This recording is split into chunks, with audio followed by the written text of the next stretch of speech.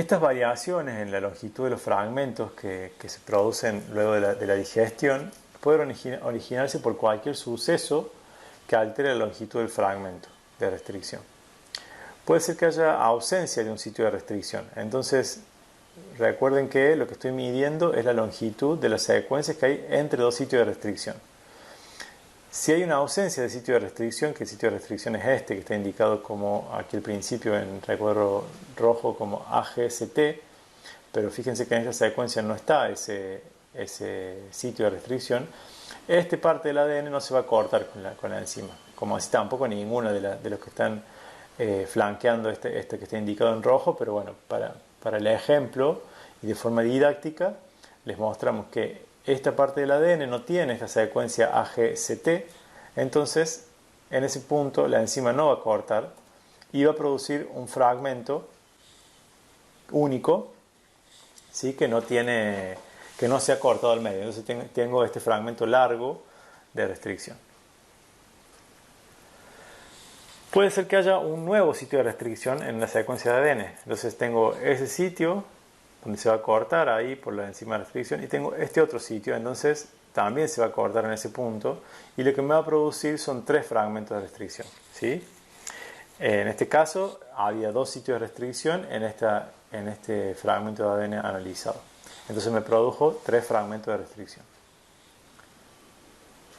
Otra posibilidad es que haya una inserción en un fragmento de restricción, es decir, yo tenía originalmente la secuencia de ADN donde se podría haber producido el corte, se produce, pero se insertan bases y ya no puede producirse el corte. Entonces, al final del proceso hay un fragmento de restricción único de esa longitud.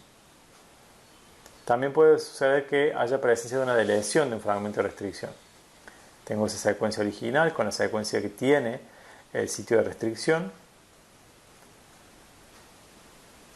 Se produce la deleción de esas bases en algún momento o con una mutación y pierdo ese sitio de restricción, entonces ese ADN no se va a cortar y me va a producir un fragmento de restricción de esa longitud.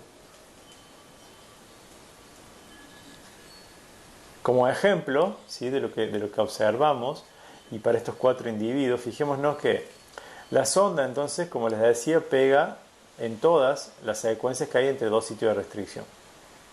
Es una sonda que tiene una secuencia específica.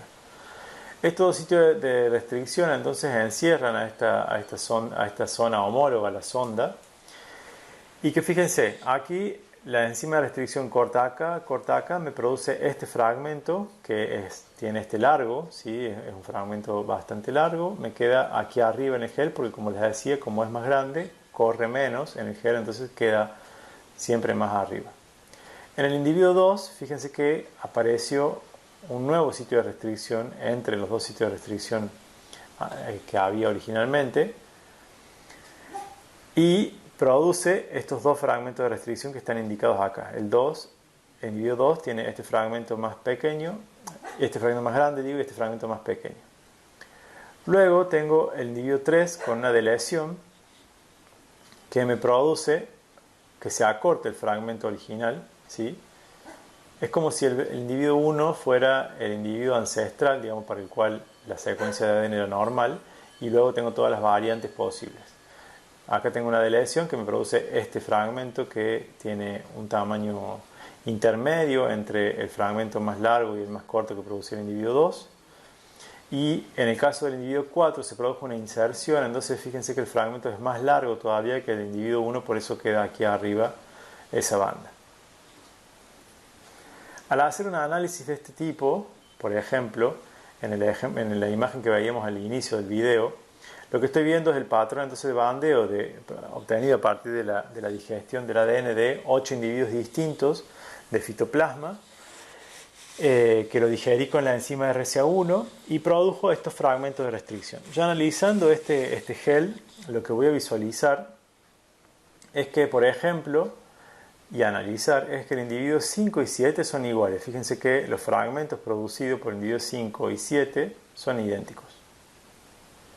El individuo 6 y 8 parecen ser similares para estos 2 fragmentos, pero hay una diferencia aquí donde se produjo un sitio de restricción extra. Entonces apareció un nuevo sitio de restricción y me quedaron estos dos fragmentos iguales, pero luego aparece este nuevo fragmento que no estaba en el 8. Entonces son similares pero no iguales. Y así para todos los individuos puedo ir analizando este tipo de variación en los fragmentos, en las longitudes de los fragmentos que se obtienen a partir de la digestión con alguna enzima de restricción. Lo que marcan las M son marcadores moleculares de tamaño molecular que son básicamente secuencias sintéticas de ADN que me permiten saber qué tamaño tiene esta banda. ¿Sí? Entonces siempre que siembre un gel con este mismo marcador, sé que por ejemplo esta banda tiene la más fluorescente. Por ejemplo, si estoy trabajando con fragmentos entre 50 y 300 y 400 pares de bases, este marcador debería tener ese rango de variación. Entonces la primera banda va a ser de 50 y la última de 400. Esta podría ser la de 250 porque tengo 50, 100, 150, 200, 250. Entonces todas las bandas que están en este nivel son de 250. Las bandas que están intermedias entre dos bandas conocidas pueden definirse el tamaño por una regresión lineal. Entonces si por ejemplo entre la banda de 200 y 250 hay, vamos a decir, 1 centímetro o 10 milímetros, y la banda, por ejemplo, esta banda del individuo 1 está a 3 milímetros del nivel de la de 200, por una regresión lineal puedo definir que el tamaño sería, por ejemplo, hipotéticamente 215. Bueno, hecho este análisis, vamos ahora a ver los mini satélites, los VNTR, que son repeticiones en tándem en número variable. Son secuencias idénticas, adyacentes, que se repiten en número variable, es decir, son secuencias que repiten un patrón o lo que se conoce como un patrón de repetición, que se repite hasta 50 veces por locus. En este caso, por ejemplo, este individuo tiene 1, 2, 3, 4, 5, 6 en este locus. Y la longitud de estas secuencias repetidas va de 10 a 100 pares de base y están dispersos por todo el genoma. Entonces, como una de estas características deseables de los marcadores, este marcador particular está disperso por todo el genoma, por eso puede utilizarse en algunos análisis que requieran como requisito que estén presentes y dispersos en todo el complemento de cromosomas de la especie que esté analizando. Estos mini satélites se obtienen por digestión enzimática y se detectan con sondas constituidas con las secuencias que tienen los motivos de repetición, que se denominan core sequence. Entonces, estas secuencias repetidas en tándem van a estar entre dos sitios de restricción y para poder visualizarlo voy a hibridar estas secuencias repetidas entre dos sitios de restricción con una sonda que tiene una secuencia homóloga a la secuencia que está repetida o el motivo de repetición. Entonces, por ejemplo, tenemos esta sonda que se pega al motivo de repetición con estas bases. Acá fíjense que tenemos, por ejemplo, una R. Estas letras muchas veces lo que indican es que puede ser alternativamente, en este caso la R, puede ser alternativamente una A o una T. Por ejemplo, la K indica que puede ser alternativamente una G o una C, o una T, perdón, una G o una T. Bueno, y así sucesivamente hay códigos para indicar que en ese punto puede haber alguna variante de ese tipo. Pero eso no es importante por ahora, sino que entiendan que la core sequence, es decir, el motivo de repetición es este, y la sonda que va a marcar estos fragmentos va a tener esta secuencia homóloga. Entonces, por ejemplo, estamos analizando tres individuos, la madre, el padre y el hijo o la hija. En este caso voy a estar amplificando en realidad voy a estar generando fragmentos con enzimas de restricción que cortan. Fíjense, en este caso el locus 1, donde tengo 5 secuencias repetidas para este alelo y 2 para este otro alelo. En el locus 2 tengo 7 secuencias repetidas para este alelo. Esto indica, esta especie de rayito indica dónde corta la enzima de restricción. Y tengo 3 secuencias repetidas para este otro alelo. Y en el caso del locus 3 tengo 8 secuencias repetidas para este alelo y una para el otro. Fíjense que cuando corre el gel en electroforesis, se denomina DNA fingerprinting, que significa huella de ADN. Entonces, lo que voy a poder observar es la similitud que hay entre los individuos por los fragmentos que se han cortado entre 2 sitios de restricción y cuántas secuencias repetidas hay entre esos sitios donde se ha cortado el ADN. Fíjense que la madre entonces tiene todos estos alelos que están indicados acá como alelos maternos.